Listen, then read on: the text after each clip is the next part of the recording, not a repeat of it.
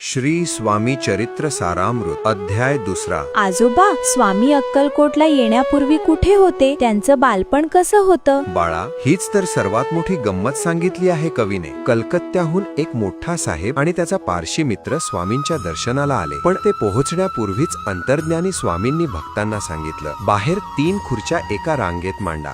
साहेब इंग्रजी लहेजात स्वामींना म्हणाले, स्वामी, आपण इतके महान आहात, पण आपलं मूळ गाव कोणतं? आपण आलात कोठून? स्वामींनी हसून उत्तर दिलं, आम्ही प्रथमारंभी कर्दळी वनातून निघालो, मग आम्ही कलकत्ता पाहिला, बंगाल देश हिंडलो, काली मातेचं दर्शन घेतलं आणि गंगा काठाने हरिद्वारला गेलो। स्वामी सांगत राहिले, त्यांनी केदारेश्वर पाहिलं, हजारो नगरं पाहिली, गोदावरीत स्नान केलं, हैदराबादला गेले आणि मग तिथून ते मंगळवेढ्याला आले। पंढरपूर, मोहोळ, सोलापूर असा प्रवास करत शेवटी ते अक्कलकोटला स्थिरावले। पण आजोबा, मंगळवेढ्यात लोक त्यांना ओळखत नव्हते का? बाळा, तिथे स्वामी 12 वर्षे राहिले, पण लोक त्यांना वेडाबुवा समजायचे। ते रानात राहायचे, कधी गावात आलेच तर गलिच्छ जागी बसायचे। पण सोलापूरचे महान सिद्ध दिगंबर बुवा यांनी मात्र स्वामींना ओळखलं होतं। ते जेव्हा दर्शनाला यायचे तेव्हा साक्षात परब्रह्म रूप पाहून नतमस्तक व्हायचे। बाळा, स्वामी साक्षात जगतपती होते। स्वामींचं चरित्र म्हणजे क्षीरसागरासारखं आहे, जेवढं ऐकू तेवढं कमीच।